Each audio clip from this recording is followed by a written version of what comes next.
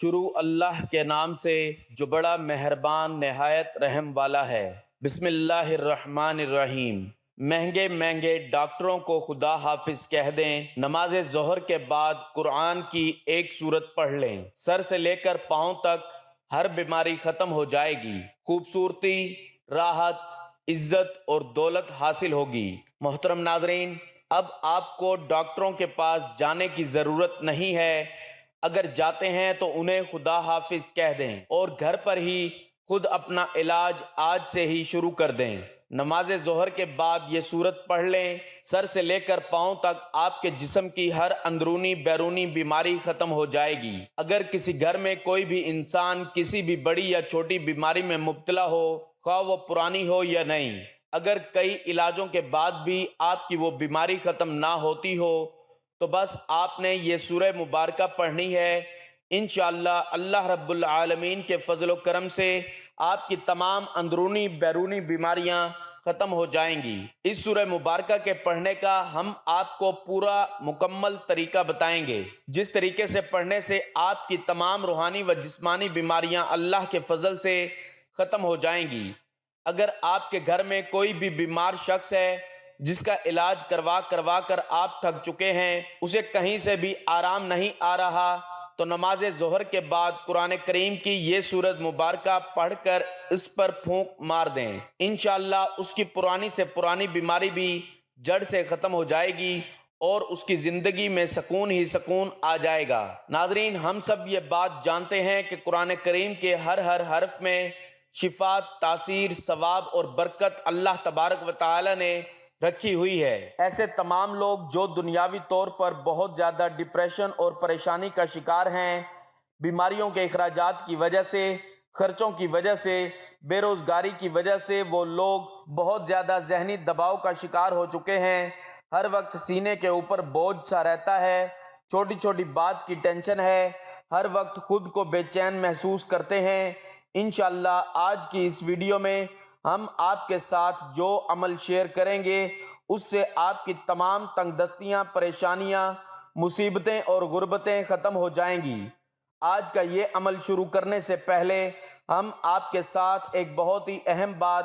Share کرنا چاہیں گے، وہ یہ کہ جو بھی عمل ہو، وظیفہ ہو، جو ہم آپ کو بتاتے ہیں وہ اللہ تبارک و تعالی کی طرف سے ہی ہوتے ہیں، یعنی جو وظائف آپ کرتے ہیں وہ اللہ تبارک و تعالی کے ہی کلمات ہوتے ہیں، اللہ کے ذکر ہوتے ہیں، قرآن کریم کی مبارک باد صورتیں ہوتی ہیں جن کے وسیلے سے، یعنی جن کی طاقت سے اللہ تبارک و تعالی شفاعت عطا فرما دیتا ہے۔ بہت سے لوگ یہ کہتے ہیں کہ ان وظیفوں میں کوئی طاقت نہیں ہے، یعنی ان وظیفوں میں کچھ بھی نہیں رکھا، تو خاص ہم ان کو یہ بتانا چاہتے ہیں کہ سب اللہ تبارک و تعالی کے بابرکت ذکر ہوتے ہیں، اور یہ ہم اپنی ہی طرف سے نہیں بتا دیتے بلکہ یہ اللہ کا ذکر بتاتے ہیں، قرآن کریم کا وظیفہ بتاتے ہیں۔ یہ تو بات آپ خود بھی اچھی طرح سے جانتے ہیں کہ اللہ تبارک و تعالی کے کلمات میں کتنی فضیلت اور طاقت ہے، تو ہمیں یہ کرنا چاہیے کہ ہم ان وظائف کو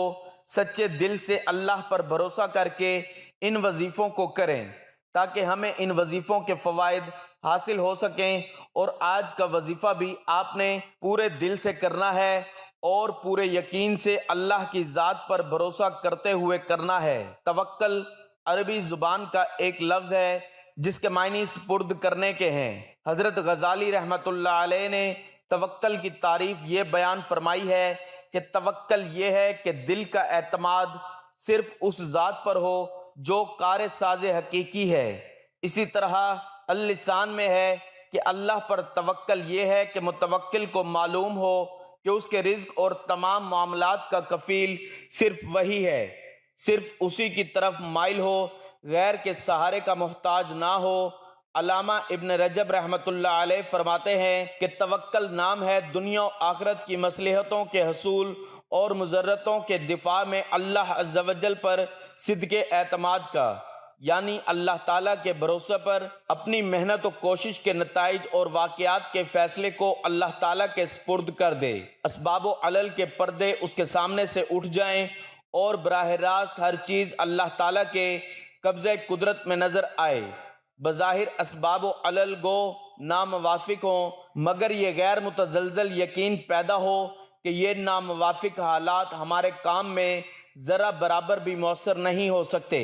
بلکہ اصلی قوت و قدرت عالم اسباب سے ماورا ہستی کے ہاتھ میں ہے۔ متوکل انسان توہم پرست نہیں ہو سکتا، کیونکہ توہم پرست بے یقینی کی زندگی گزارتا ہے، در بدر کی ٹھوکریں کھاتا ہے، کئی آستانے بدلتا ہے، بالآخر مایوسی ہی اس کا مقدر ٹھہرتی ہے۔ متوکل انسان کامیابی پر اپنی تدبیر پر اتراتے ہوئے غرور و تکبر کی راہ اختیار نہیں کرتا، بلکہ اپنے مالک حقیقی کی بارگاہ میں سجدہ ریز ہو جاتا ہے، اور اگر نتیجہ اچھا نہ بھی نکلے تو تب بھی اس میں اپنے خالق رب ذوالجلال کی حکمت و مصلحت اور مشیت سمجھتا ہے، مایوس نہیں ہوتا۔ اللہ تعالیٰ پر بھروسہ کرنے والا انسان اس بات کو یقینی طور پر سمجھتا ہے کہ اسباب اختیار کر لینے کے بعد بھی مؤثر بالذات صرف اور صرف اللہ تعالیٰ کی ہی ہے۔ توکل انسان کی کامیابی کا اصل راز ہے۔ سورہ آل عمران میں اللہ تعالیٰ نے اپنے بندوں کو تمام امور میں مشاورت کرنے کا حکم دیتے ہوئے اپنی ہی ذات کریمہ پر بھروسہ اور توکل کرنے کا حکم ارشاد فرمایا ہے۔ ترجمہ: اور کام یا لڑائی میں ان سے مشورہ لے لو، پھر جب پکا ارادہ کر لو تو اللہ پر بھروسہ رکھو،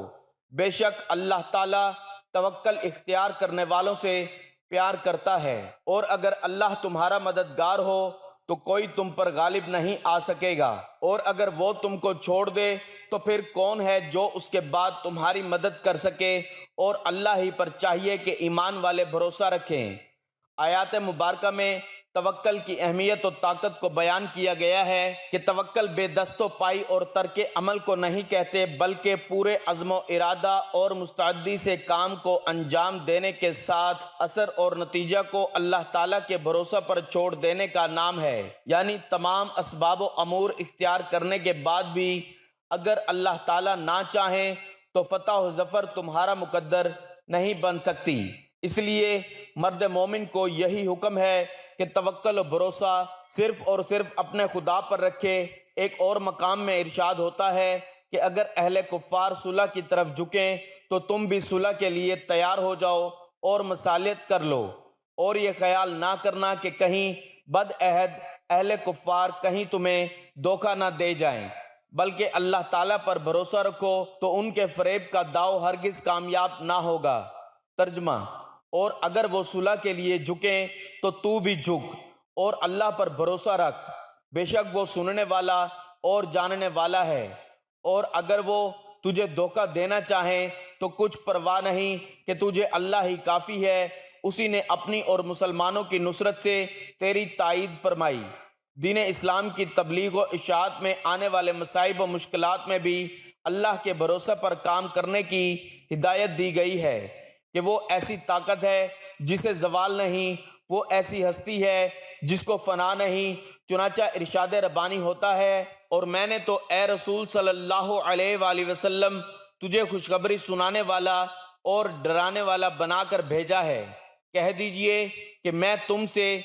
اس کے سوا اپنے کام کی مزدوری نہیں مانگتا، جو چاہے اپنے پروردگار کا راستہ قبول کرے اور اس زندہ رہنے والے پر بھروسہ کر جس کو موت نہیں۔ حضور خاتم المعصومین صلی اللہ علیہ وآلہ وسلم اور مسلم امہ کو ہر قسم کے مصائب و آلام، مشکلات و تکالیف میں اللہ تعالیٰ پر بھروسہ اختیار کرنے کی بار بار تاکید کی گئی۔ اسی طرح پہلے انبیاء کرام علیہم السلام کو بھی توکل علی اللہ اختیار کرنے کی تعلیم دی گئی، اور خود اولو العزم رسل کرام علیہم السلام کی زبانوں سے عملاً اس تعلیم کا اعلان ہوتا رہا ہے۔ حضرت سیدنا نوح علیہ السلام جب تنہا سال تک اللہ کے بھروسے پر تبلیغ اسلام فرماتے رہے، چنانچہ ارشاد ربانی ہوتا ہے کہ ترجمہ: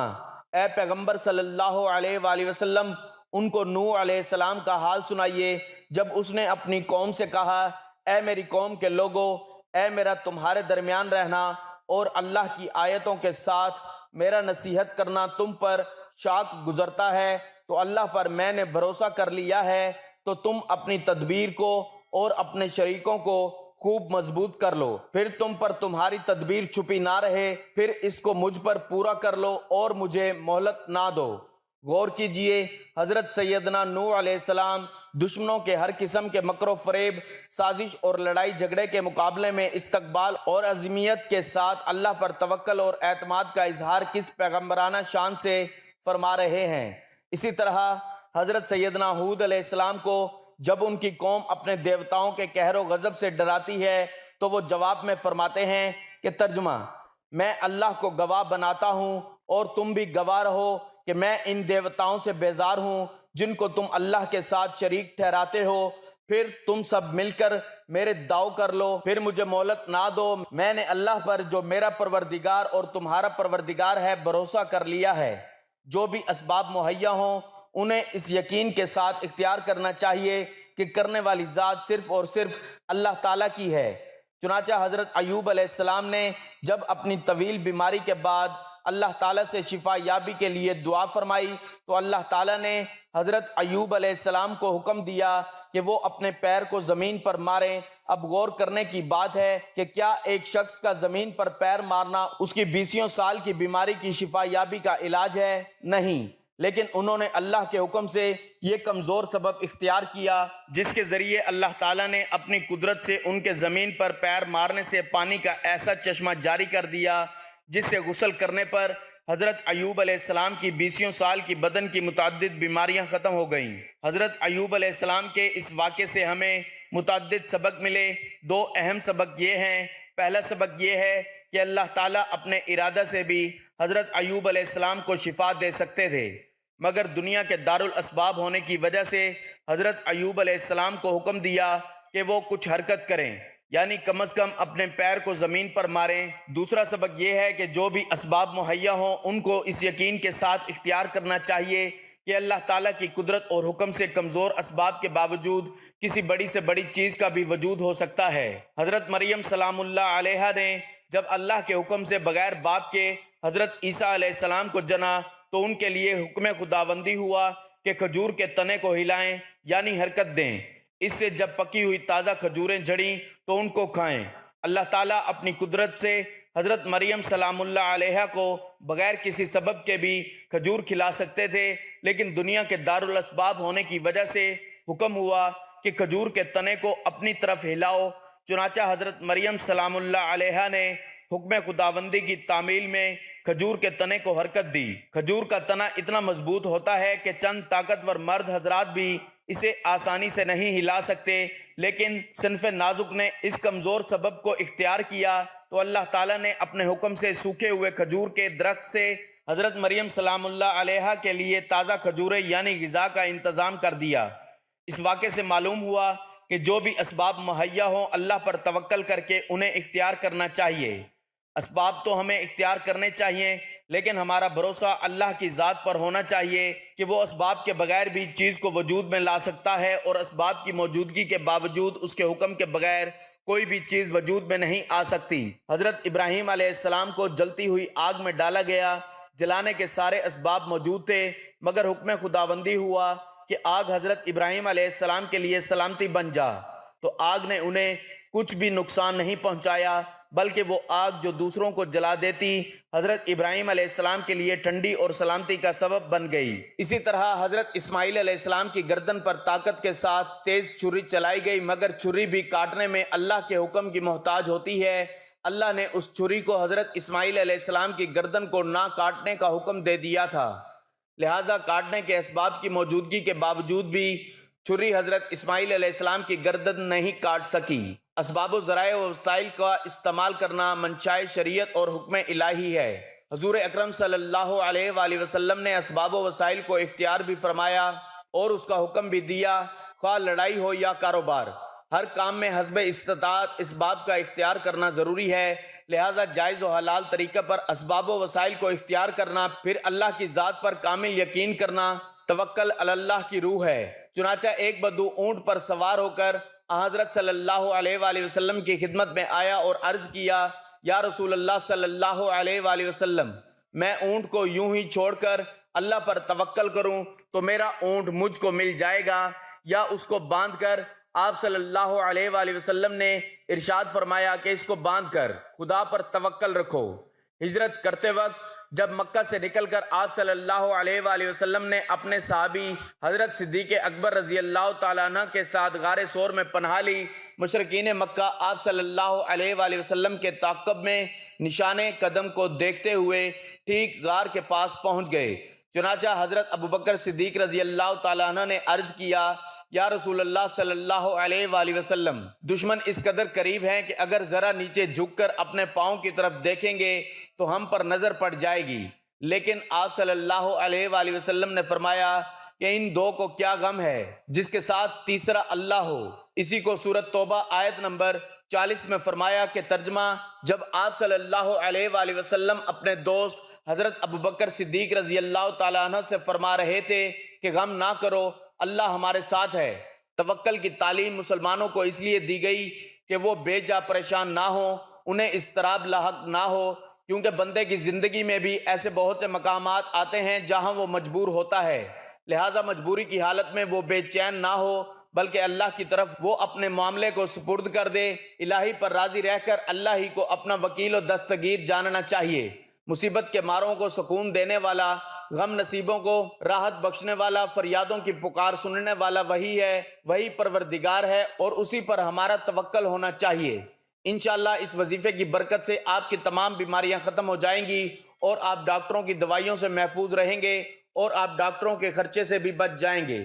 آپ ڈاکٹروں کی دوائیوں کے خرچے سے محفوظ رہیں گے اور آپ جلد صحت یاب ہو جائیں گے۔ تو اگر ایسا ہو جائے تو آپ ہمیں بتائیے کہ اس سے بڑی خوشخبری کی بات کیا ہو سکتی ہے؟ جو انسان عرصے سے یعنی کئی سالوں سے بیماریوں کا شکار ہوتا ہے، اس کی زندگی میں ایک ہی تمنا ہوتی ہے کہ اب سکون کیسے حاصل ہو، اسے کیسے بیماریوں سے نجات مل جائے، اسے شفا ہو جائے۔ تو میری آپ سب سے گزارش ہے کہ آج کی اس ویڈیو میں ہم آپ کو قرآن کریم کی جو سورت مبارک آپ کو بتانے جا رہے ہیں، اس کو سچے دل اور کامل یقین کے ساتھ آپ نے پڑھنا ہے۔ آپ یہ بھی جان لیجئے کہ وہ کون سی سورت ہے جس کو پڑھنے سے ہر بیماری سے شفا حاصل ہوتی ہے، تو وہ سورت رحمان ہے۔ یقیناً سورت رحمان کا نام سن کر آپ یہی سوچ رہے ہوں گے کہ سورت رحمان کی تلاوت تو ہم روزانہ سنتے بھی ہیں اور سورہ رحمان کی تلاوت ہم روزانہ کرتے بھی ہیں، لیکن ہمیں پھر بھی شفا حاصل نہیں ہوتی۔ تو آج کا جو طریقہ میں آپ کو بتانے جا رہا ہوں، اس طریقے کے ساتھ آپ نے